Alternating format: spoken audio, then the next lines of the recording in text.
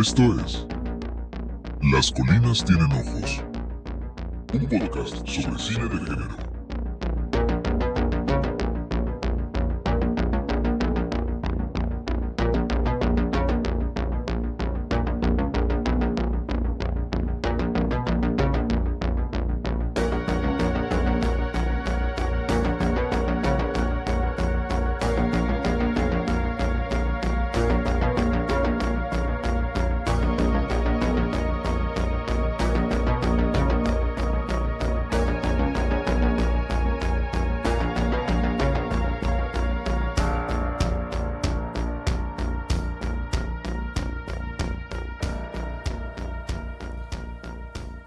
Muy buenas a todos, ¿cómo están? Sean bienvenidos a Las Colinas Tienen Ojos Podcast, un podcast donde hablamos sobre cine de terror, sobre cine de género.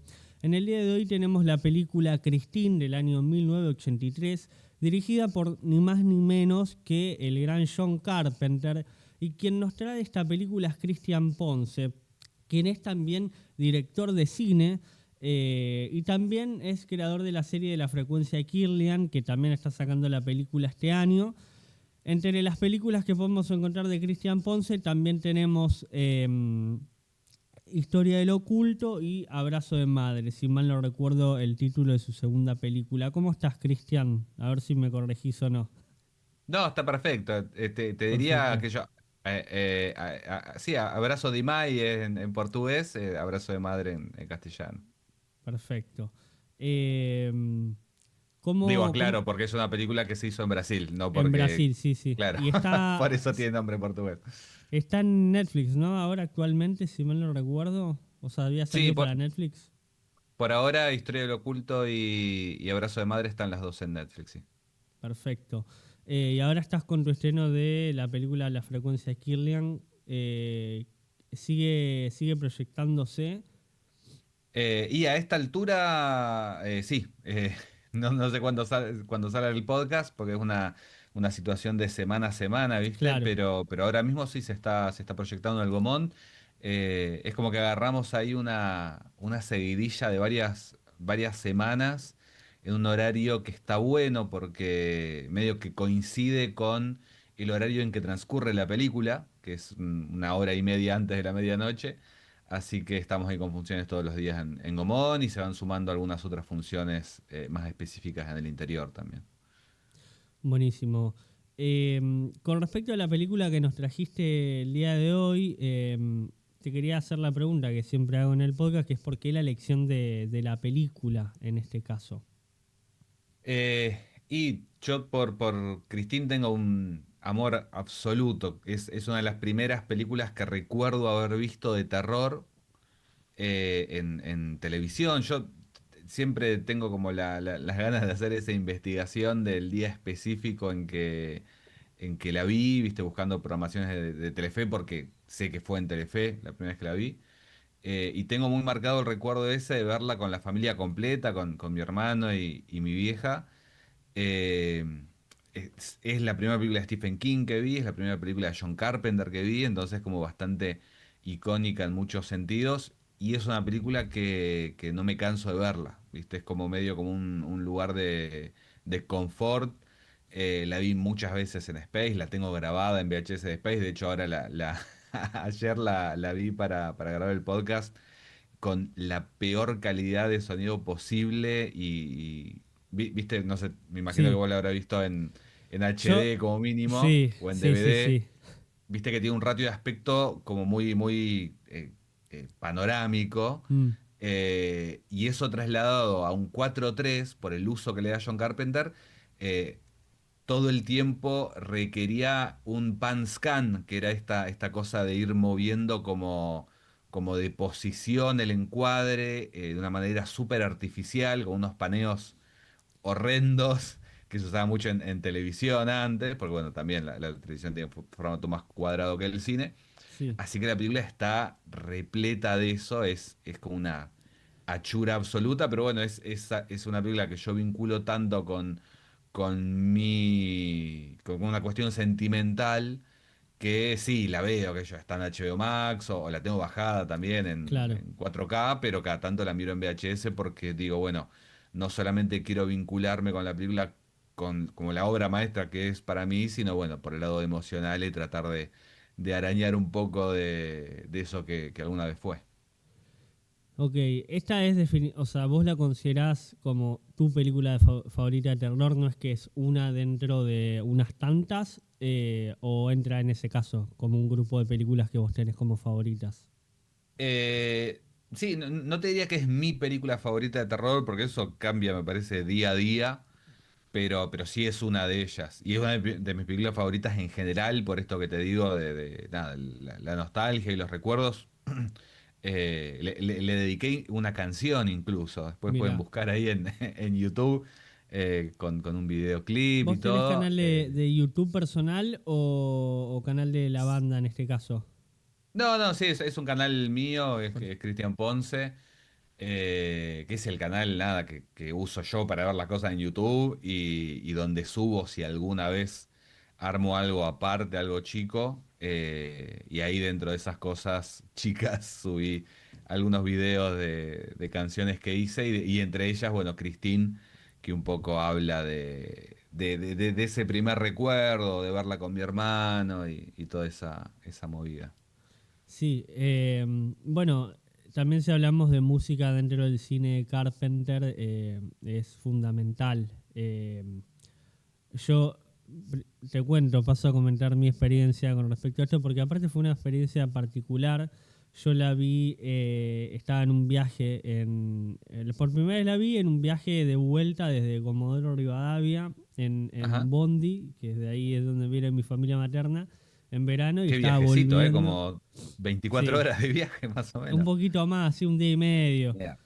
Y bueno, ahí me descargué un montón de películas en mi computadora y Christine había sido una de ellas, y la vi en un viaje en un bondi, o sea que también Ajá. había una relación entre un vehículo y la película. Eh, y ahora la volví a ver ayer, no que no la pude terminar, pero la recordaba bastante fresca porque habrá sido hace un año que la vi. Ajá. Eh, en lo personal no es de mis favoritas de Carpenter, aunque entiendo que tiene quizás una como una estética o un...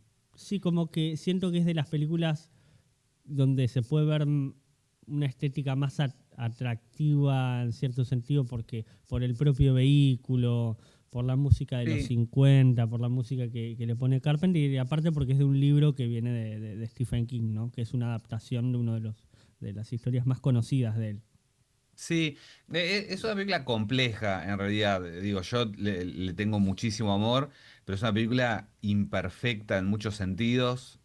Propio Carpenter siempre reniega de ella. Stephen King seguro que también.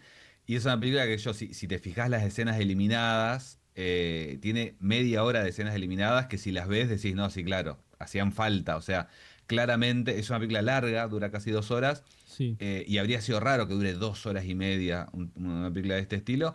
Pero si, de vuelta, si ves las escenas eliminadas, fluye mejor. Es una película que se siente un poco apurada, incluso con una lógica hasta medio onírica en algún punto por la fotografía, por la música. eh, y entiendo, qué sé yo, los detractores que puede tener, pero a su vez hay una suma de elementos que me parece que la hacen súper interesante. En algún punto, como qué sé yo, como pasó algo similar con La Zona Muerta, que si no es del mismo Mm, año, pega en el palo, que también es eh, un director con una, como Cronenberg, con una impronta súper clara que se aleja un poco de eso sin perder su mano, digamos, pero se adecua más a una obra que no es propia, que es de Stephen King además, mm. que era como el peso fuerte en estos tándemes, y bueno, y queda algo raro, que es de Carpenter, pero hay películas que son mucho más características de su obra, y es una película, nada, que él mismo decía, metimos un montón de guita en ese auto para que dé miedo, y no lográbamos que dé miedo. Y es raro, ¿viste? Porque en realidad los momentos de mayor tensión es cuando, no cuando el auto está hecho pelota, sino cuando de pronto de entre las sombras aparece y Mm, está arregladito de vuelta. Eso es lo que claro. más inquietud te genera porque, ¿qué pasa con este auto que es indestructible? Sí, sin duda. Ahí busqué la de Delson, es del 83, así Claro, que bueno. era del mismo año. Y también estaba pensando en la seguidilla que hace Carpenter, ¿no? Porque él Ujú, viene del año eh, digamos, anterior a Christine, que estrena The Thing. Estaba ujú. viendo, bueno, a ver qué películas, porque yo las tengo, pero quizás los años no los tenía tan claros.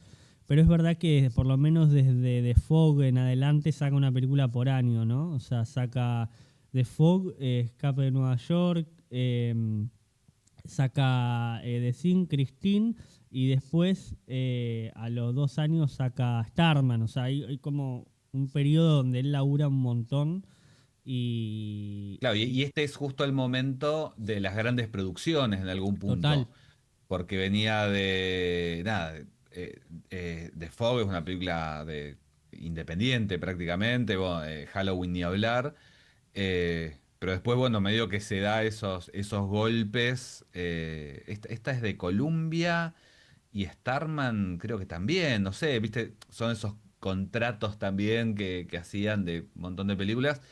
Y después se empieza a apagar otra vez, porque Príncipe de las Tinieblas ya me parece que es una película mucho más chica. sí.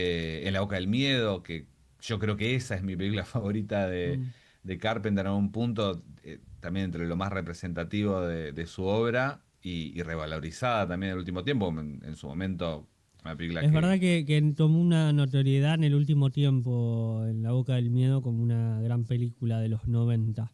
Hace Sí, un porque tiempo veía en Twitter una discusión del cine de terror de los 90 y ponían a La Boca del Miedo, Scream como grandes referencias en esa década.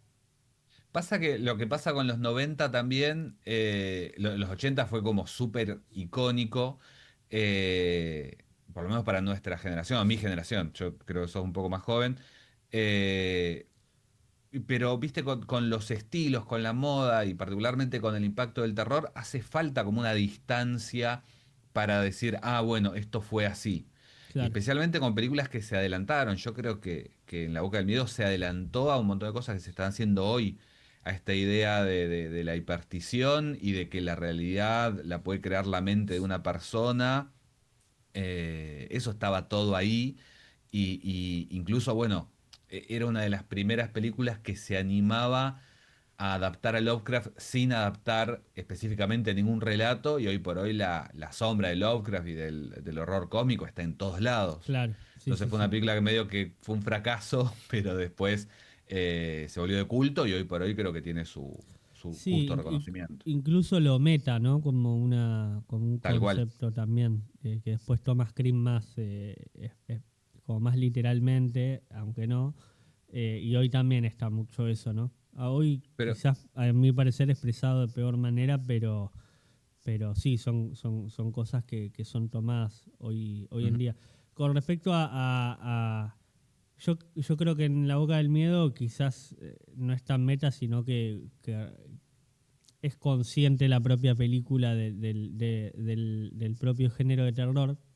Y Sí, pero rompe directamente la cuarta pared. Yo tengo el sí, recuerdo de estar viendo La Boca del Miedo la película del 94, en el mm, 96 la habré visto yo, primer año de la secundaria en video, y yo te juro, o sea, va a sonar una exageración romántica esto, pero termina la película y yo miré afuera a ver si se había pudrido todo, porque el tipo en la película está mirando la misma película que estoy mirando yo, y es claro. medio el último sobreviviente de la humanidad, y yo, bueno, ya boludo grande, pero miré para afuera a ver si seguía estando Patagones ahí afuera o qué había pasado. Me Claro. impactó mucho y nada, el mismo póster de la película aparece, era muy flashero eso.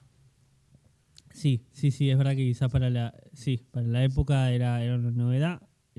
Aunque no sé cómo le habrá ido.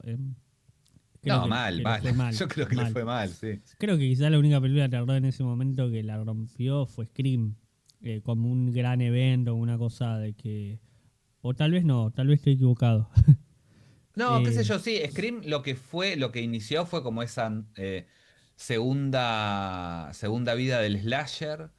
Pero qué sé yo me acuerdo de Stigma, había como claro, películas que estaban dando vuelta en esa época, eh, pero era como, sí, el cine se había vuelto como mucho más espectacular en algún punto y el terror, nada, había ido eso a una cosa más espectacular, por ahí como la The Haunting de Luc Besson, es el director de las 90 me parece. Sí, Eh, y era como estas cosas como súper cargadas de efectos especiales, efectos de computadora, pero había cosas, que yo creo que todavía falta un poquito más de que crezca una generación como para tener la distancia. claro, para poder eh, definirlo.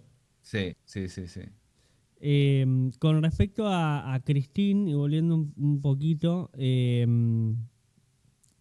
con esto también de que Carpenter quizás eh, toma referencias de los 50, Ujú, por ejemplo, con respecto a la propia película de Thing, o quizás en Halloween teníamos también la incorporación del hecho de ver películas. En Halloween los nenes están viendo la de Thing de los 50. ujú. Hay como una relación entre también el propio cine de los 70 y el propio cine de los 80 también que ven a esa época, y Christine tiene mucha relación con eso. De hecho, la película empieza en 1957 y va a hacer una elipsis al 78, si mal no recuerdo. Sí, Eh, que lo loco es que es una película de época en algún punto, porque no claro, transcurre en el 83, sino que transcurre unos años antes.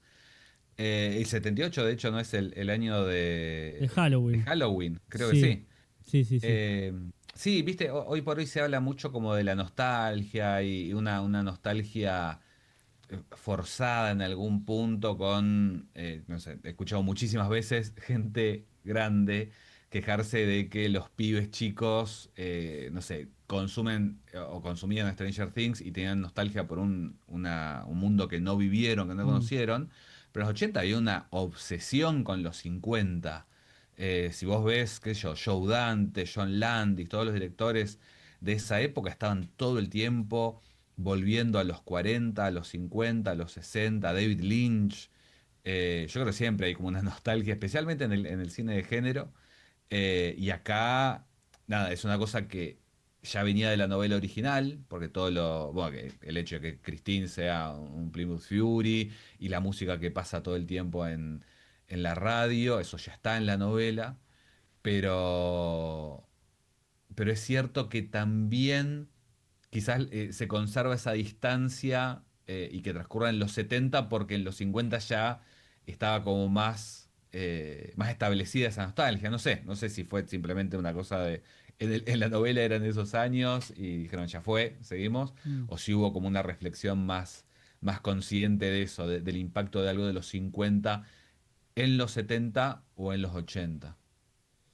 Claro, quizás sí, no sabría definir ahora si la manera en que él filma Christine toma algo de películas de esa época también, pero, pero bueno, en definitiva creo que lo que sucede en la película también es que, que si bien sucede en el 78, bueno, ya el elemento de Christine incorporado como Ujú. renovado en ese contexto, ya hay como una suerte de quizás de que están ambos mundos conviviendo, ¿no? Ujú. Como una suerte de que, sobre todo con la restauración que hace primero Arnie de Christine y después el propio auto que se va arreglando por sí mismo. De hecho, vos Sí, y Arnie, hablabas, sí, perdón, viste que Arnie incluso su look es medio como, total, como medio John Travolta en Gris, viste, es como que sí. la ropa que usa y qué sé yo, empieza como a unirse también a la estética de Christine.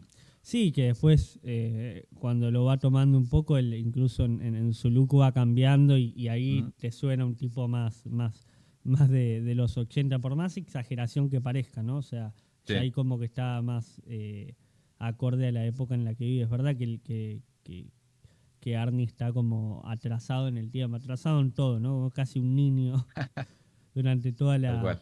durante toda la película. Bueno, incluso esto de que las canciones que suenan en la radio son, bueno, la película empieza con esa canción que ahora no estoy recordando el nombre. Back to the Bone. Exacto.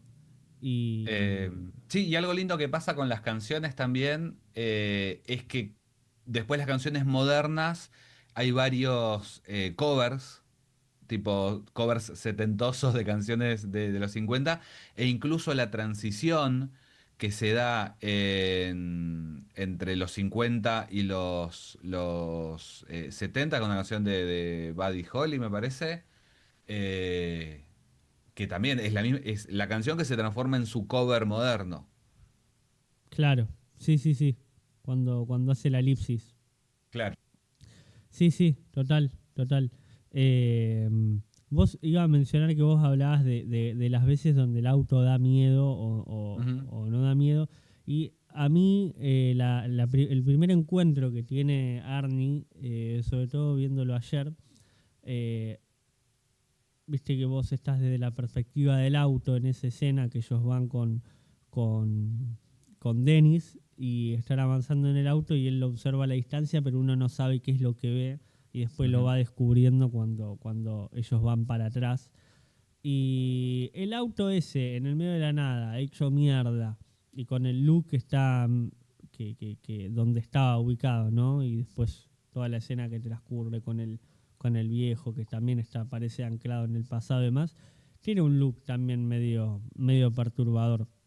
Incluso cuando ese auto está medio deshecho en esa Sí, escena. sí, toda esa casa y incluso el look de este Lavey, del dueño, Mm, con ese corset y esa barba y tipo abandonado ahí, sí, es muy impactante. Y es como si fueran, viste, que ahora dicen las red flags. Hay red flags por todos claro, lados que Dennis las ve y le dice a Arnie, no, bueno, vamos. Y no, y Arnie está enloquecido con ese auto. Y viste que en un momento dice una cosa que es tremenda, que es que se enamoró de Christine sí, porque por primera vez vio algo que era más feo que él, pero que él podía arreglarlo. Es sí, terrible. sí, sí, sí, sí, sí. Y el otro quiere ser bueno con él medio de manera condescendiente, diciéndole que no es feo. Eh, Sí, bueno, dice, no, sí, sos raro, qué sé yo. Y cuando le dice a la Bey, le dice, que bueno, la Bey también, el nombre lo habrá sacado, me parece, Stephen King de Anton LaVey, ¿no? El fundador de la iglesia mm, satánica, me imagino. Porque ahora después hablamos un poco de las diferencias con el libro, pero es como marcadamente más oscuro el personaje, el vendedor en la novela original. ok, Pero viste que Denis le dice, como date cuenta que medio le estás cagando a este pibe, es un pibe tonto, y el viejo le dice, no, el tonto sos vos, como sí, no te metás, no, no, condescendiente, paternalista, ¿quién claro. te conoce? Sí, sí, sí, al pedo, porque lo quiere cuidar, pero a la vez lo desestima. Ujú. Eh, mm, sí, totalmente. Eh, mm, totalmente. Eh, estaba pensando con respecto al auto en sí. Ahí estoy repasando algunas imágenes de la película para tenerla más fresca y hablar sobre algunas escenas. Para mí, el opening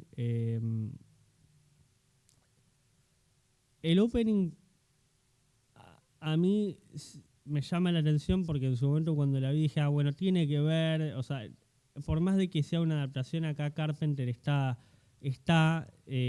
sobre todo porque a mí una de las películas favoritas de Carpenter que, me- que tengo es They Live, que quizás Ujú. They Live es más marcadamente, quizás suena como raro decirlo, como que estoy evitando decirlo, pero esta cuestión medio anticapitalista que él tiene Sí, medio re. como una postura bien marcada sobre eso. Ujú. De hecho, también se puede ver que hace poco bien de foco con respecto a ese nuevo pueblo que se genera y que de alguna manera oculta las cuestiones del pasado que tienen que ver con ese Re. pueblo. O mismo in the Matter of Madness con la inflación o la cadenización de la obra, que también ahí está hablando un poco de Stephen King o lo toma Ujú. como algo consciente. Y siento que Christine, uno ve el opening de Christine con los autos en la cadena y demás, y el distintivo bien marcado es Claro, quien ella es ejerce el distinta, mal. está pintada de otro color y es única. Claro, y medio que uno como que saliera de la nada, ¿no? Porque si todos Ujú. los autos ahí lo están haciendo un color, el por qué Christine sería distinto, medio como que sale como una aparición justamente sobrenatural, ¿no? Y ahí es como la Ujú. historia de inicio de ese Sí, vehículo. es que yo creo, en la novela hablan de que LaVey lo encargó con esos colores, que era distinta y qué sé yo, Mm, como directamente lo pidió hacia la fábrica. Eh, pero a mí me parece que en esa escena justamente se ve algo que sí es distintivo de Carpenter o que podemos hacer el vínculo con Halloween mm, directamente, que es que el auto es malo porque es malo. Viste que mm, está esa cuestión de Halloween y de que bueno, Carpenter se quejaba de la versión de Rob Zombie porque decía claro, que están intentando explicar algo que no hace falta que tenga la explicación. Michael es el mal. claro, No, sí, no, no, sí, no fue un nene que le hicieron bullying, no, es el mal. Y acá, bueno, la canción también te dice, como es la traducción generalmente que le hacen, que es mala hasta la médula, como mala desde la cuna. eh, y el auto ya empieza matando, empieza bardeando desde la misma fila de ensamblaje. mm, Entonces no hay justificación. Ya está, el auto es malo. Pasemos a otra claro. cosa. Sí, sí, nació pero a mí siempre me dejó la sensación de, bueno, nace de esa cadena, ¿no? Nace Ujú. o sea, por lo menos como está puesto en la película, es como una aparición. Que, porque claro, uno no sabe el contexto de la película, no sé si en las escenas eliminadas yo no las vi, pero hay una suerte de explicación, pero como está montada la película tal cual, aparece directamente Tal cual. y bueno, sí, sí, coincide con la visión del mal que tiene Carpenter en casi toda su película. Igual que bueno, si bien en The Thing hay como una explicación extraterrestre y demás, pero uno se topa con el mal y viene aparece, es una aparición. El Ujú. perro es una. A ellos les llega como algo del cual no tenían una conciencia, por ejemplo, en The Thing. Eh, Tal cual, sí, y el mal escondido en algo cotidiano, porque bueno, un perro, un nene con una careta de payaso, un claro, auto, y el sumum de eso, digamos, es el They Live, que están en todos lados. claro. Realmente tenés que saber ver. Claro, están incorporados al propio mundo real y ahí quizás es la película más literal de Carpenter en ese sentido, Ujú. porque bueno, uno va observando todas esas cuestiones eh, cotidianas entre ellos, o sea, que están entre ellos justamente. Eh, sí, en este caso también en Christine hay yo creo que es quizás la película más como marcadamente estereotípica como volviendo a verla ayer, de esa escena donde están los bullies con Arnie, la propia actuación del personaje de Arnie, que a mí en lo particular no me gusta tanto. Ujú. Eh, él como actor, yo lo he visto en Vestida para Matar y en otras películas y no me termina de convencer a mí el personaje, no, el actor de él. Siento como que es bastante exagerado, pero a la vez lo entiendo por la época también, ¿no? Como que, Sí, no después sé, se terminó dedicando a la dirección. claro, Eh, dirige series y qué sé yo, y es bastante bueno. De hecho, Denny también, los dos se pasaron a la dirección, pero Arnie es bastante mejor, o elige mejor los proyectos, me parece. Pero claro, sí, él arrancó, sí. está en Lenny también, ¿cómo se llama? De Bob Fosse. Está en varias En All That cosas, de vuelta al Jazz, colegio. En All That Jazz. sí. Estaba viendo la filmografía de él y tiene buenas películas en su haber, Claro, digamos. se me confundió porque está en coso, claro, porque es claro, el protagonista cuando es joven y es una situación que es medio, podría servir para las dos películas porque es el pibe escribiendo chistes cuando y se aparecen unas Mm, prostitutas y qué sé yo. sí, sí, Unas sí. prostitutas no, Bueno, unas bailarinas de cabaret. sí, en Vestida para Matar, que también la vi hace poco por segunda vez, también tiene una cuestión medio aniñada, ¿viste? Ujú. De que está como Pero bueno, nada, eso con respecto a Kit Gordon, que es el actor. Sí. Y me parecía que era muy interesante lo que trabajaba con respecto a estos dos personajes que, si bien no son hermanos, tienen como, cumplen ese rol de alguna manera. Viste que él, digamos, como un hermano mayor de Arnie y que se le Sí, aunque va. tienen la misma edad. Sí, aunque tienen la misma edad, justamente por esta cuestión aniñada y que también él intenta cumplir ese rol de manera condescendiente, como lo habíamos marcado. Y también está, obviamente, la cuestión de la disputa eh, Ujú. con la mujer, ¿no? Bueno, la Sí, con Cristina adolescente. en realidad, más que Y con con League. Christine, total. Sí, sí, Eh, sí. sí, para mí la relación de ellos es el centro de la peli. Y es la gran tragedia, me parece, porque bueno, está League ahí, que es medio, está con uno, está con el otro, Mm, que está medio como para llenar el casillero, si se quiere también, de que tiene que haber una novia heterosexual, pero me parece que el triángulo amoroso es entre ellos dos y Christine, directamente. Y cómo, viste, hace un tiempo estuvo Brian Fuller, ¿viste? El tipo que hizo Pushing Daisies y hizo también la serie de Hannibal. ok. Él estuvo a punto de hacer una remake, que de hecho fue muy Había loco la escuchado manera que... algo. eh, fue muy loco la manera que se dio porque él estuvo invitado en un podcast de Stephen King que se llama The Kingcast. Y Ok. el tipo hizo como un pitch de cómo sería su versión ideal de Christine. Y otro director, que era el director del Cubo, que ahora no me acuerdo, Vincenzo Natali, Mm, que también había estado en el Kingcast y que escuchaba el podcast. Él lo vinculó con el estudio que tenía los derechos de Christine y de hecho empezaron a laburarlo.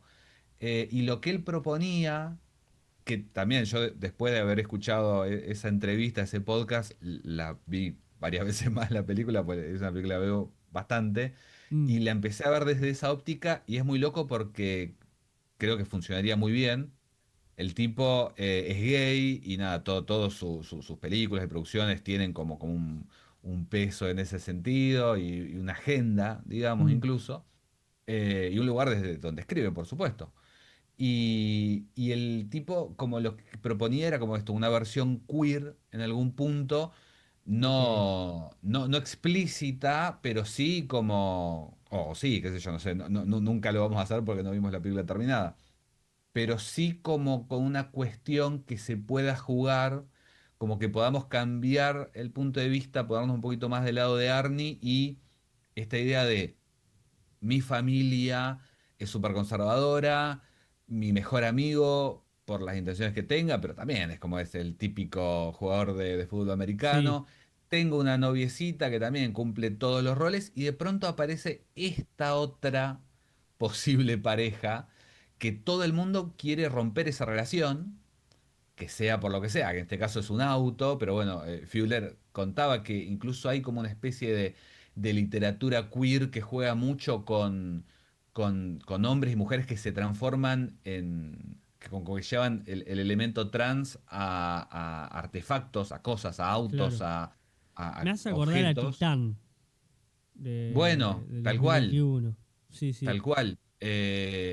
Y digo, si te pones en ese lugar, la visión tradicional es, este pibe se volvió loco, o algunas lecturas de esta película específicamente pueden ser, no sé, se volvió adicto a algo y los amigos lo quieren ayudar, pero si te pones si seteas la cabeza y pensás que, bueno, quizás es un amor real que tiene con este auto, pero que es un amor que está como por fuera de la norma, empezás a ver a Denny y a Lig medio como intrusos, como metidos, como realmente como una amenaza, ¿no? Porque Sí, incluso ellos terminan medio como, en una de las escenas eliminadas, terminan chapando entre ellos dos. Supuestamente lo quieren ayudar a Arnie y en realidad un poco lo están como sacando del del medio. sistema, dicen, bueno, o lo acomodamos o se muere.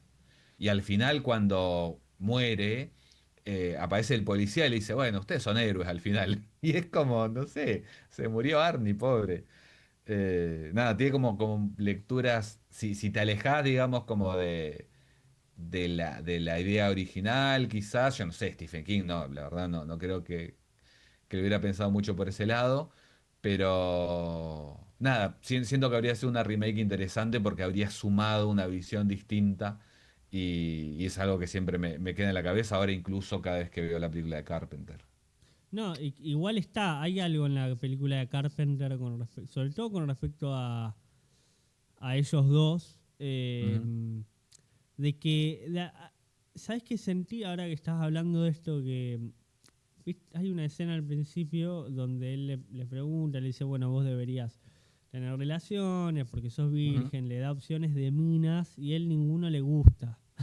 tal cual. Y bueno, hay como una cuestión de que podría haber algo por ahí, incluso para mí, en la elección de actores, hay una cosa de que, obviamente de manera muy subjetiva, podría indicar en el look que ellos tienen que pueden ser básicamente homosexuales como no pueden serlo, ¿no? Porque más allá de Ujú, que él haga, porque tenés las dos ópticas, ¿no? El personaje de Dennis hace fútbol americano, que quizás tiene que ver con algo más heterosexual o que incluso el propio ejercicio de la violencia en el deporte, ¿no? Y después ujú, tenés por el otro lado Arnie, que la salida a esa discusión de alguna manera incómoda que puede llegar a tener con respecto al gusto, porque incluso en la primera escena que uno ve en la escuela, que están en los casilleros y se le acerca una mina a Dennis y Arnie se burla de la situación, o ujú. medio celoso incluso, bueno, como que se desvía la atención, digamos, o Christine vendría como a intentar traerlo para ese lado. Y aparte, Christine no es un nombre que le pone el personaje de Arnie, ya se llama Christine, Ujú. ¿no?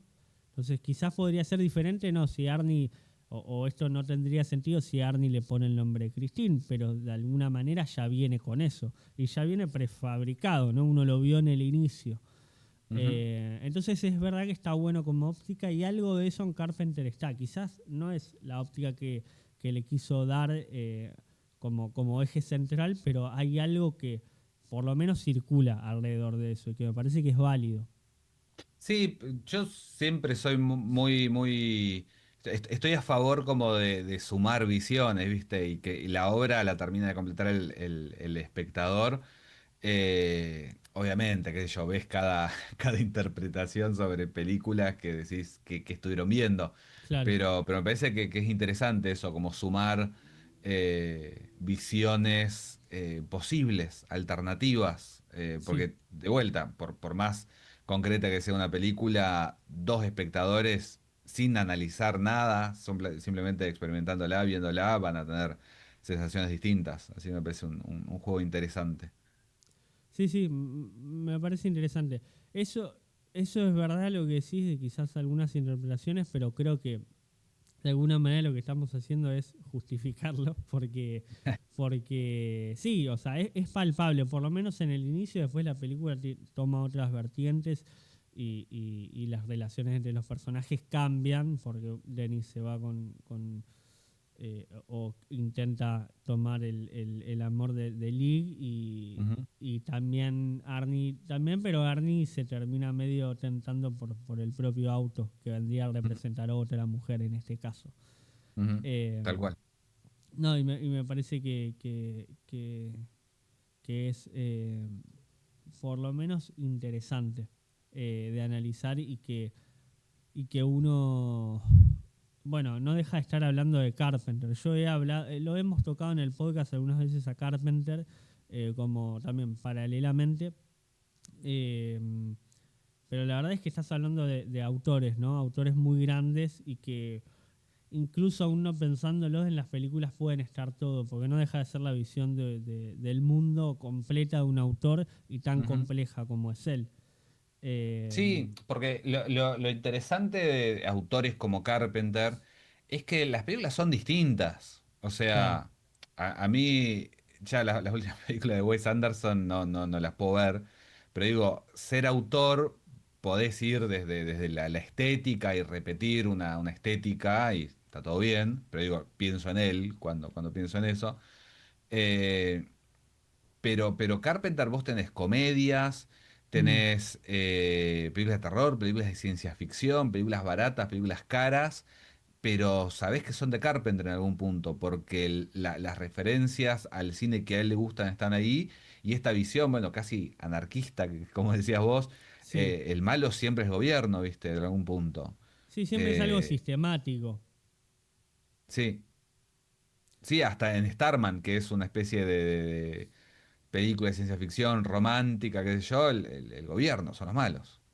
Claro, claro. Y en Escape de Nueva York, que hay que salvar al presidente porque el presidente tiene este cassette y qué sé yo, después Snake termina rompiendo el cassette, sacándole la cinta porque no le importa nada, porque una vez más lo traicionaron.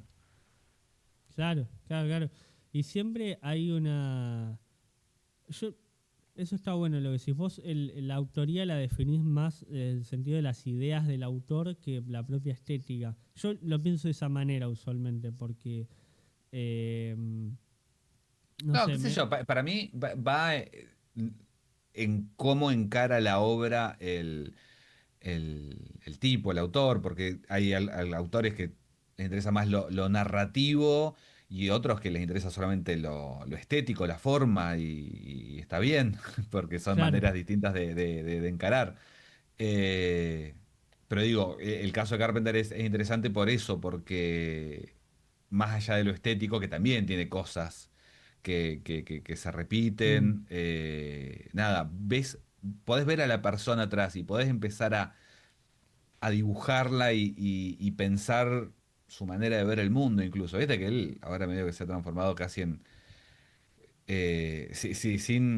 sin que suene a algo negativo, pero una especie de caricatura de sí mismo en algún punto, ¿viste? Es como que sí, el chiste cada vez que habla es bardear otras películas, que ya lo hacía desde los 70.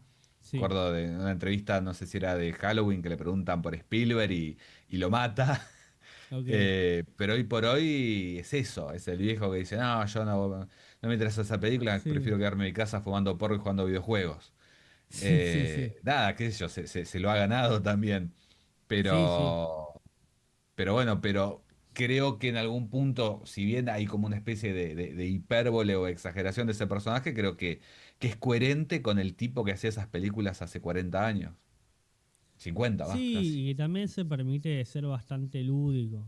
O Ujú. sea, esto que hablabas de los géneros, ¿no? O sea, yo lo mencionaba este tema de la autoría porque siento que a veces hay una concepción de que, bueno, como incluso el hacer muchos géneros pareciera que de alguna manera te quitan autoría y quizás vos ves, no sé, un autor que repite siempre lo mismo y la autoría está como más marcada, por lo menos de la crítica, de la gente que lo ve.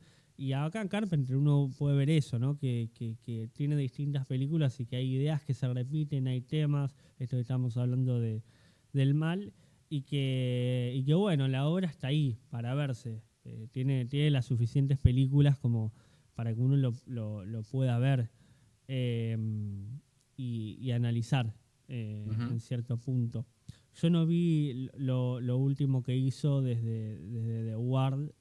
The Ward fue la última película que dirigió y no vi Suburban Screams, que bueno, que ahí en su momento fue como la vuelta porque dirigió un capítulo, ¿no? Y creo que produce esa serie. ¿Vos la viste, Suburban Screams? ¿Cuál? Suburban Screams, que es una serie que salió para... Ah, sí, sí, que era una serie antológica. sí, no la vi. Sí, me acuerdo que fue durante pandemia y me parece que Sí, dirigió tipo desde la casa, algo así. dirigió No un la vi capítulo solo. y no conozco a nadie que la haya visto. No, sí, viste, él ahora yo creo que lo aprovecha porque la mayoría de sus películas fueron fracasos económicos. Mm, sí, sí. Desde La Cosa, creo que después de Halloween debe haber sido el único hit en términos financieros que tuvo. Mm, Y hoy por hoy, nada, me parece que está bien, aprovecha como el hito finalmente que se armó a su alrededor y se dedica medio a ponerle el nombre a cosas. Tuvo esta segunda vida también. eh, como músico, viste que él Mm, siempre hizo la música de sus sí, películas, sí, y después a partir de Los Themes, que me parece que es del 2015, una cosa así, sacó, no sé, 5 o 6 discos y hizo banda de sonido para otras películas. Eh, y también se están volviendo un poco repetitivos los discos, claro. pero nada, o produce esta serie que decís, que no conozco absolutamente a nadie que la haya visto, o saca cómics. Me parece que sí, está aprovechando ese coso, ese aura que se ha ganado. Mm, Y lo último que dirigió en realidad fueron algunos videoclips también para sus propios discos, justamente. Hizo uno de sí. Christine, de hecho, cuando sacó un disco de Anthology, creo que se llamaba, que eran como nuevas versiones de las canciones de sus películas, hizo un video en el que incluso aparece él conduciendo el auto. Mira. Pero él de grande o en el momento del rodaje o imágenes de archivo. O sea, ya No, no, de grande, de de grande. grande. Es un videoclip muy, muy barato que lo deben haber hecho en una noche. Andaba dando vuelta el backstage por algún lado y actúa él, sí, ahora como, nada, está bastante viejo. Eh, y después él tuvo, porque esto, nada, cuando salió Los Themes era como, bueno, se dedica a la música, pero él tiene un disco que, a ver cómo se llama, Coupe de Bills era la banda. Eh, Coupe de Bills me parece que eran él, eh, no lo voy a encontrar, Tommy Lee Wallace, que es el director de Sí, It y de Halloween 3, y después no me acordar el nombre del otro. Acá está, de Coupe de Bills The era, Cup era la Davis. banda. Ahí Y, estaba y buscando. el Nick Castle. otro, Nick Castle, que es, bueno, también director, que es Claro. el chico que podía volar, qué sé yo, pero es el que hacía de Michael Myers Sí, en la película sí, sí, original. sí. Sí. Y Me ellos sonaba el tienen, nombre, pero no me sonaba del músico. Me sonaba justamente de Halloween, Nick Castle. Eh, es que creo que es lo único que hicieron como de músicos. Y el disco está en YouTube, está buenísimo para colmo. Y era una cosa que hicieron medio como. Hicieron una tirada muy chica que se la regalaron amigos y ahora habían salido unos vinilos carísimos, pero con ese disco. Y lo único otro que hicieron fue la música de Big Trouble in Little China, Mm. que tuvo un videoclip y todo, que están los tres ahí interpretando. Así que bueno, siempre estuvo muy cerca de la música y ahora nada, se decantó para ese mundo. Sí, sí, es lo único que hace. Y la música siempre fue, aparte, muy característica de sus películas. Ujú. Bien, bien marcado tiene en el estilo también. Por eso digo, es un autor y es un Bueno, artista en su totalidad, él. justamente ahí vos ves lo autoral, que hasta la música, así al principio por una cuestión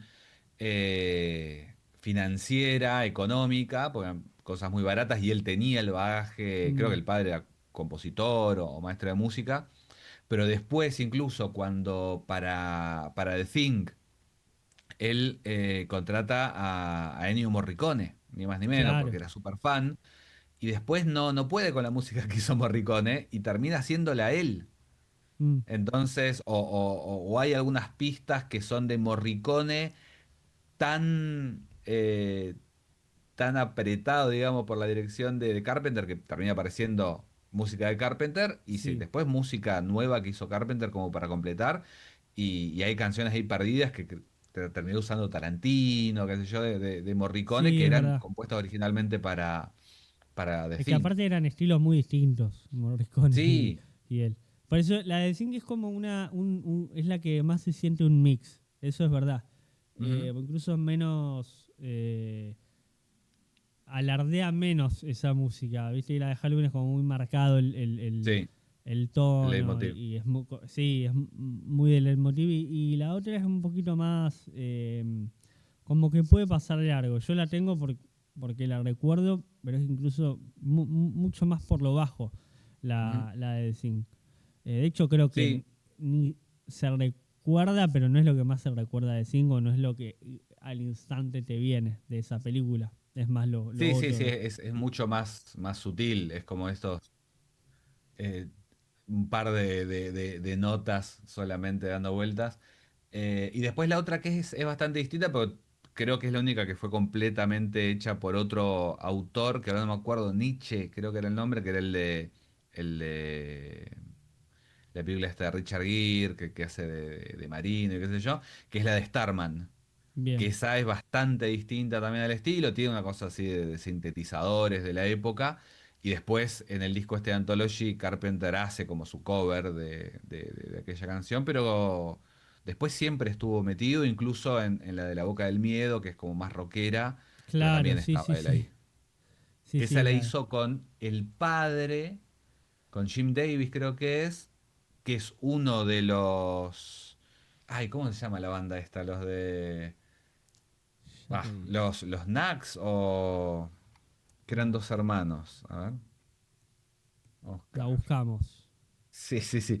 Eh, Eh, es el padre de el pibe este que toca ahora con él. Él toca sus discos nuevos, los hace con el hijo y con un vecinito que creció con ellos, que a su vez era hijo de este cantante. No, no, no va a salir. Davis. no lo estoy encontrando, yo tampoco. La banda De sonora. Kings, ahí está. Ok. Que son los de Lola, y Really Got At Me. Ellos eran dos hermanos, los Davis, eran los de Kings, y uno termina siendo vecino de Carpenter. Y primero todo bien, qué sé yo, hacen la música de La Boca del Miedo, que bueno, también aparentemente Carpenter quería Enter Sandman de Metallica, y Sí. los de Metallica dijeron que no, pues se quisieron matar, y hizo una canción que es bastante parecida a Enter Sandman, que la compone este chabón, Daniel Davis, ahí está. No, Daniel Davis es el hijo, el que está ahora con Carpenter. Y bueno, y después parece que medio que se pudrió la relación, porque el tipo el padre, el Davis, nada, rockero en los 90 qué sé yo, y medio que Carpenter lo adopta al hijo, que era amigo de su propio hijo, y Mm, hoy por hoy, nada, hacen las giras, hacen los discos y componen la música entre ellos tres. Sale sí. el nombre de Carpenter más adelante, porque bueno, es Carpenter, John Carpenter, pero componen entre los tres. Bueno, y justamente te iba a decir que también hay una relación padre-hijo entre John y Cody, Cody es el que, Cody Carpenter Claro, es por el que eso. hace la música de las nuevas, de las remakes. Claro, bueno, y este pibe que te digo, el hijo de Davis, era mejor amigo de Cody, o es mejor Claro. amigo de Cody. Que ¿Qué te Cody a parece? su vez es hijo de Adrián Barbeau, que es la protagonista de The Fog, que fue, Mira, bueno, pareja de Carpenter en su momento. te iba a preguntar, ahora que surgió, ¿qué te parecían las remakes de Halloween, esa trilogía que sacó última? Vi la primera solamente. No, vos decís las remakes, las de Gordon No, Green. claro, las de Gordon Green. A mí yo la de Rob Zombie siempre lo menciono, lo hemos hablado mil veces en el podcast, le tengo mucho cariño porque es con la que primero conocí Halloween y Rob Zombie a mí me Ujú. gusta. Y aparte, siempre lo menciono, pero mi acercamiento al terror fue con las remakes de los 2000. Eh, Mirá, claro. entonces, bueno, nada, es como mi acercamiento, les tengo cariño, nomás por eso. Pero las del Gordon Green a mí no me terminan de gustar. La primera me pareció bien. Mm, La segunda me pareció más interesante. Es más un despelote, pero me pareció interesante. Qué sé yo, había momentos como de cinematográficos, plásticos, que me pareció que estaban buenos. Y la tercera, que ahí podemos pegar una vuelta porque el personaje ¿cómo se llama? Arnie también, ¿no se llama Arnie, el pibe o una cosa así? Tiene una relación con Michael que es medio Christine en algún punto. Hay ahí totalmente. medio como una especie de... Y decían incluso, que es lo que más bronca me da de esa película, que A por ver. culpa de Halloween 3 medio que tiraron atrás esta remake que te decía de Christine de Brian Fuller. Así Ok. que más bronca me da. Sí, sí, porque Pero esa, no esa es la que le. menos me gustó, no me gustó nada, nada. Sí. Bueno, Cory Cunningham se llama. el personaje de... Bueno, ahí está, esa era la relación, porque Arnie es Arnie Cunningham. Claro, Arnie. Y bueno, Cunningham, que también, obviamente no sé si está puesto, pero a mí inmediatamente me hace acordar a John Cunningham también, Que es ¿no? el director o productor de Viernes 13, ¿no? Sí, sí, sí, Es sí, ahí. sí. Y que también había hecho, creo que con Craven, la de Last House on the Left, o estaba como Claro, productor, claro, sí, sí, eran, sí. eran amigos ahí. Sí, es un apellido muy, muy mencionado en el terror, Cunningham, como Sí, que no puede ser casualidad inmediatamente, que se llame claro, Cunningham. inmediatamente te lleva a eso. Eh, Eh, pero bueno, antes de irnos completamente de la música, sí.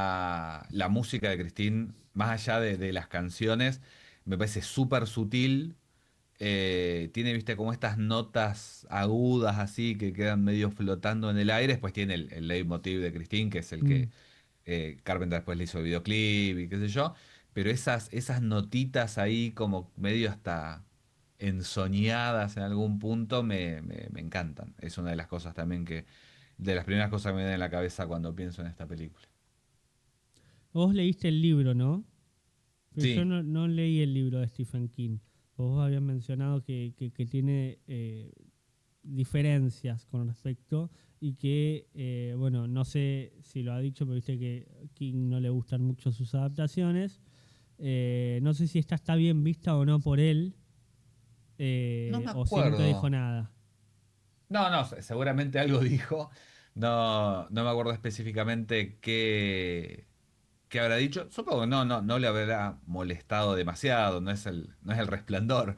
Claro, Pero, pero sí, a mí la novela no me gusta. Yo la ok. leí de chico, quizás la tenía que leer ahora, pero de chico me aburrió mucho. Tiene una cosa que está dividida en tres partes y cada parte está contada desde un punto de vista distinto. Entonces tenés la historia contada, no toda la historia, pero el principio, no me acuerdo del orden, pero una parte ponele, la primera mitad la cuenta Arnie, la segunda mitad la cuenta Dennis y la última mitad la cuenta Lig. Bien. Entonces Siempre eso con como, puntos de vista, ¿no? Me pasó de leer hace poco también Carly. Bueno, claro, bueno, Carly, ese es mucho más. claro, esa mucho más. Y a mí Carly me gusta, pero a mí la película es superior. Eh, Me pasó eso. Ese era el primer. Yo nunca leía King directamente. O sea, siempre. Ujú. Y Carly fue la primera y tiene esa cuestión del punto de vista. No sé si es así en todos los libros. No, justo estos dos. Eh, no sé, tampoco he leído tantos. Claro, Leí varios, habré leído 15 libros de King y me parece que estos son los únicos así tan marcadamente con los puntos de vista. Que bueno, que Carrie es casi hasta epistolar, ¿no? Porque es claro. como que suma incluso noticias y qué sé yo. Pero bueno, tiene primero esa gran diferencia. eh, y después está la cuestión del dueño del auto, que el primer encuentro es con un personaje, y después cuando Dennis va a investigar, ese personaje ya murió, y ahí aparece el hermano, viste que acá todo el Mm, tiempo es el hermano que está queriendo vender el auto de su hermano fallecido. Bueno, ahí tuvimos primero en el libro, primero al dueño original, y después al hermano que le cuenta como el lore de la hija que murió, de la esposa y qué sé yo. Y ahí hay como una cosa más, como si el mal, por eso también la importancia de que el nombre fuera La Bey, parecía como que el mal hubiera provenido no tanto del auto, sino del dueño del auto. Y se ok. empieza a sugerir casi como si Arnie estuviera poseído por como si fuera más una cuestión, más que Arnie enamorado del auto, como si fuera medio Drácula de Coppola, ¿viste? Como que el tipo quiere volver a la vida Mm, para reencontrarse con su amor que fue el auto. Y para eso ok. lo usa Arnie. Y entonces todo el tiempo, en un momento, no sé si llegaste a esta parte, el último visionado, hay un momento que Arnie dice como, bueno, le dedico este brindis a los mierdas del mundo, qué sé yo. Esas eran como frases que están en el libro, pero que te dan a entender que eran cosas que decía el viejo y que empiezan a colarse en el vocabulario y en la manera de ser de Arnie. Ok. Ok, Y ok, ok. finalmente, la otra gran diferencia que es más trágica en algún punto, es que Arnie no está en el auto al final, como en la película, sino que había empezado como a despegarse de Christine, a encauzarse, si se quiere, entre comillas, y estaba yendo con la madre, me parece que a un torneo de ajedrez, una cosa así, y al mismo tiempo que Dennis y Lick destruyen el auto, ellos tienen un accidente y muere de todas maneras, pero no adentro del auto. Y dentro Sí, del auto se ve como una silueta, pero lo que se entiende es que era el fantasma del viejo. ok. Hay una cuestión más fantasmal, Sí, más directa. sí, Ok. sí, por eso te decía esto de Carpenter y de que el auto es el mal, fin. No Sí, hay, no hay búsqueda de explicar nada. sí, sí, sí, sí, El otro es un auto lo embrujado. simplifica. Ujú. Sí, sí, sí, porque de hecho ni aparece el hermano, ni uno está fuera de campo constantemente y con esa introducción que hace al principio, que no sé si está en el libro, ya le es suficiente a Carpenter para decirte, mira, bueno, el mal es justamente el auto. Ujú. Eh, Sí, no me acuerdo si está lo de la fábrica de autos. Eso no me mm. acuerdo. Están las canciones en el libro, ¿no? O sea, que Cada capítulo arranca con un versito de alguna canción, sí. mm, Que eso en algún momento Stephen King dijo que era algo que se podía hacer fácil en los 80 y que hoy sería imposible. Porque hoy no sé si el Sadaik de ellos se puso más firme, claro, pero nada, tenés que pagar mucho y que ello no era lo mismo pagar en los 70 porque el libro es del fin de los 70 o no, no, sí, del 83, del 83. Eso me llamó la atención, que el libro lo empiezan a hacer, hacen la película antes de que salga el libro a la venta, pues estaban tan seguros de que iba a ser un hit, ya Stephen King era Stephen King, que el estudio opcionó el libro, hicieron la película y salió ahí con pocos meses de diferencia los dos en el 83. sí, sí, sí, sí. Pero Eh, bueno, no era lo mismo poner una canción de los Rolling Stones en el 83 que ahora. no, sin duda, no, no sé bien cómo era o sea, no sé bien cómo es la relación de la música con la industria cinematográfica. Siempre me da una lástima, pienso que la cuestión de los derechos de autor y demás es re varía, pero siempre es como que veo producciones de afuera, además digo, bueno, hay como una comunión entre las distintas artes y bueno, en Ujú. Cristina es re importante, la música empieza con, creo que terminaba con una canción, Cristina, ¿no? Una vez que se mueve el auto al final y no sé si es la misma canción del principio, No es la misma eh, canción al principio, pero sí es una que suena. que suena. Pero Sí. también es de rock, digamos, el mismo género, solo que Sí, tiene incluso como. eh, anoche no le presté tanto atención, pero tiene como una cosa casi como si le estuviera hablando a Arnie, ponele, le mm, pone ahí cuando está muriendo Arnie, no sé si no le tira una tipo te amaré por siempre, claro. como una cosa así de casi de medio Bumblebee de los Transformers, como si le estuviera Sí, hablando sí, por la radio. sí, sí. La música no es elegida al azar, la canción, incluso está Ujú. subtitulada la letra, eso ya también Claro, es un una indicativo de decisión. que importante es. Claro. Creo que hay una cosa que nos falta por mencionar, que esto como un tema a tocar, que yo no recordaba cuando vi ayer los títulos, los créditos, las participaciones y los actores. No recordaba que estaba Harry Dean Stanton, que aparece Ujú. mínimamente en la película, porque yo ayer no llegué a esa parte y ahora lo estaba repasando y aparece muy mínimamente en la película y para los 80 es una persona, un actor súper importante. Eh, en realidad Sí, él es un actor importante, ¿no? Pero en esa época era un actor que aparecía mucho. sí, bueno, para los fans de Lynch está en muchas cosas, creo que es del año antes de Paris, Texas también. Claro. Eh, y ya había trabajado, está en Escape de Nueva York, de Carpenter. ¿O me equivoco? Em, Yo te lo pero sí, él confirmo. aparece la segunda mitad de la película porque es el policía que llega a investigar las muertes, porque está todo bien con Christine hasta que se meten con ella. Tenemos esa Claro. escena terrible que los bullies, que Buddy Repperton y sus amigotes entran y destruyen el auto. Y después ahí, bueno, Christine se calienta y empieza a vengarse y empiezan a morir. Y ahí aparece Harry Dean Stanton haciendo este policía, que es raro porque no tiene como tanta lógica, digamos, su participación. Bueno, esto que decíamos al final aparece una vez que destruyeron a Christine, como en esa escena que es una especie de epílogo, y aparece medio felicitando a los pibes de que destruyeron el auto, como creyendo en el argumento de que el auto estaba maldito.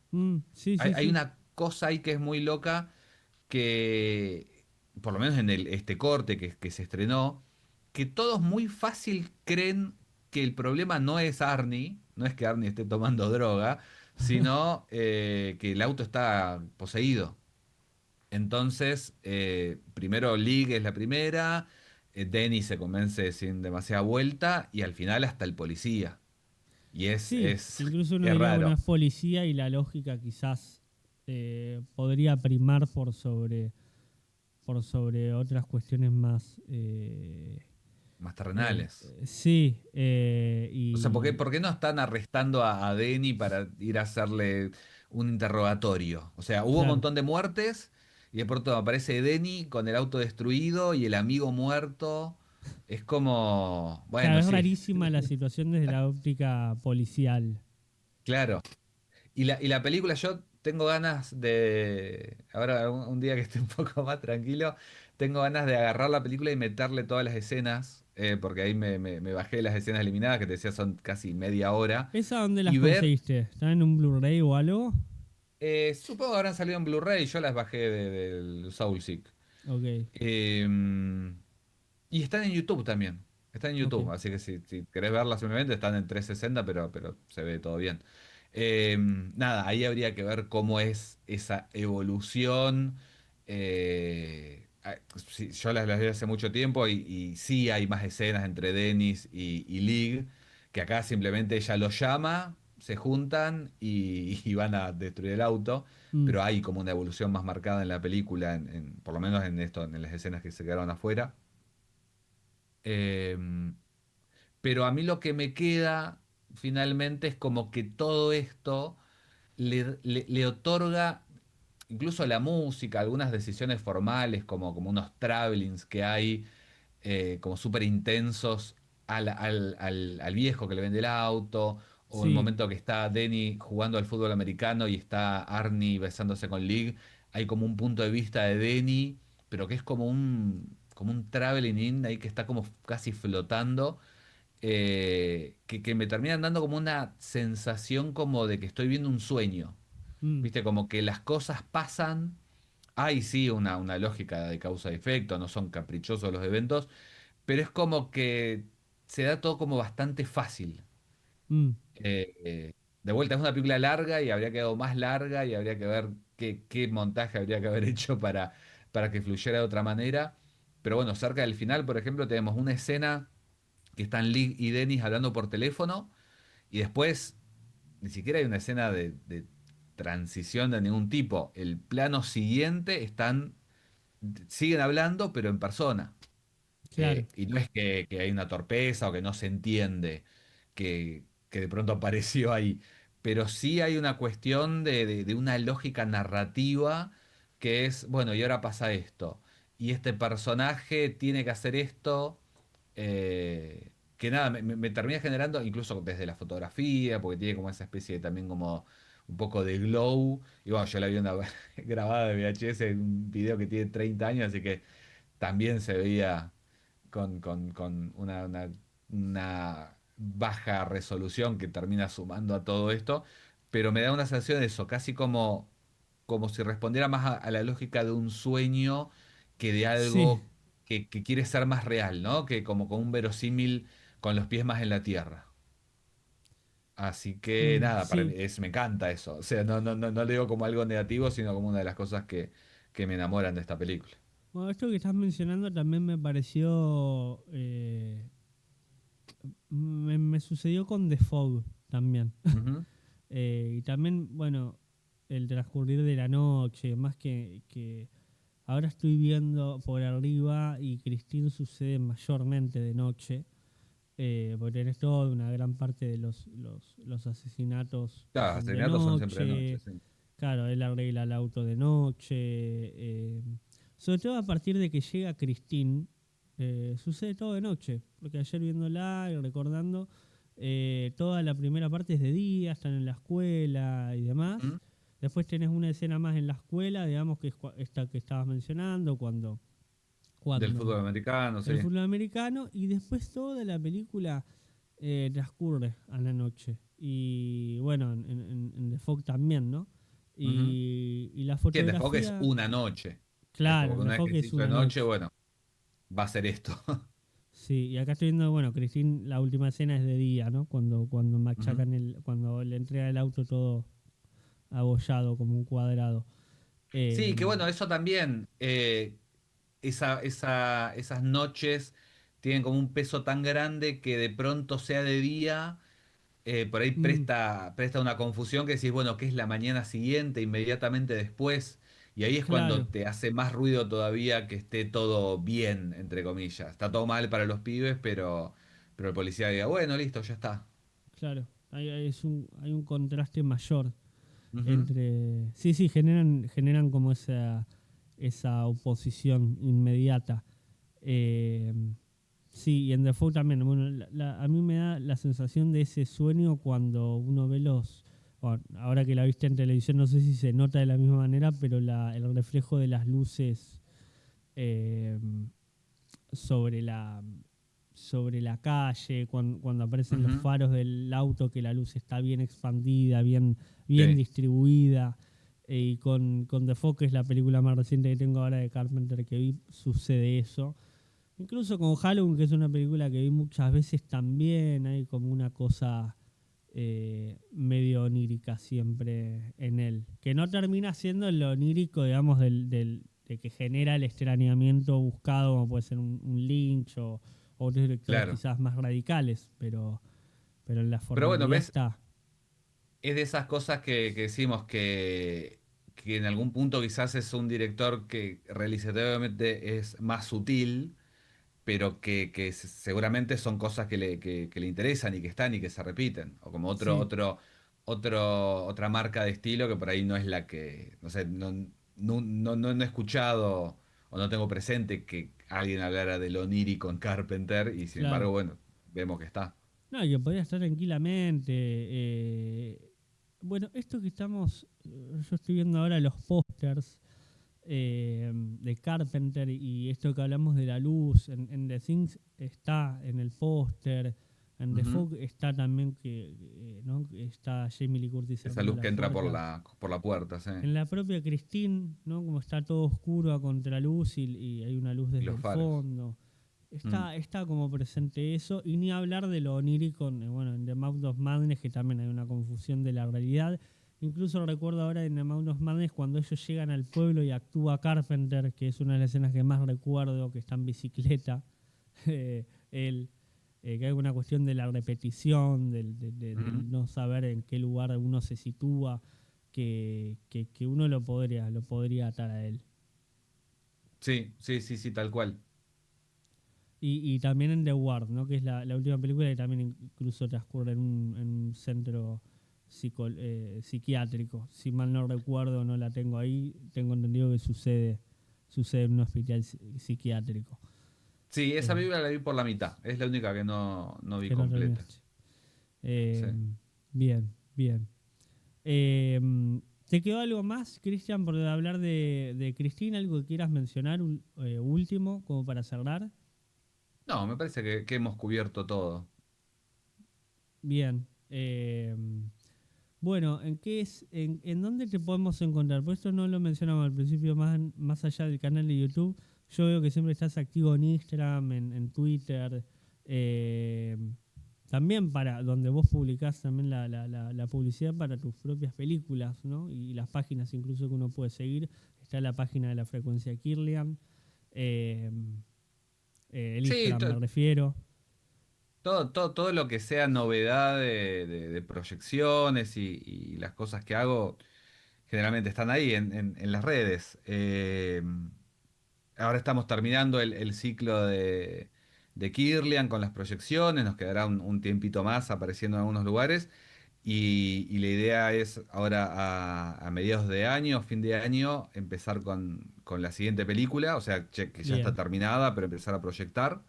Así que estén atentos, atentas, porque ahí vamos a anunciar cuándo y dónde se va a poder empezar a ver Familia teme enfrentar una nueva noche de terror. Perfecto.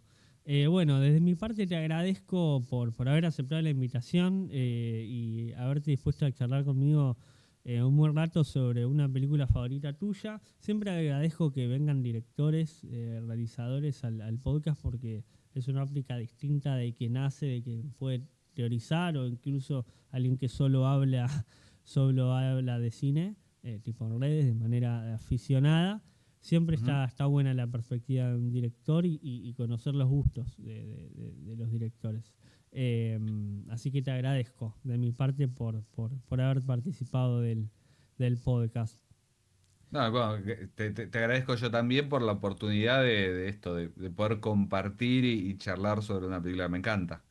Estoy, como te decía al principio, estoy enamorado de esta película, así que cualquier oportunidad de poder hablar sobre ella es bienvenida.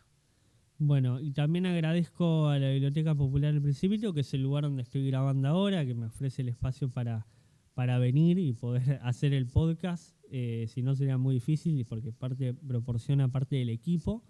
Ujú. Y también agradezco a toda la gente que está escuchando, que escucha este podcast todos los viernes a las 18 horas.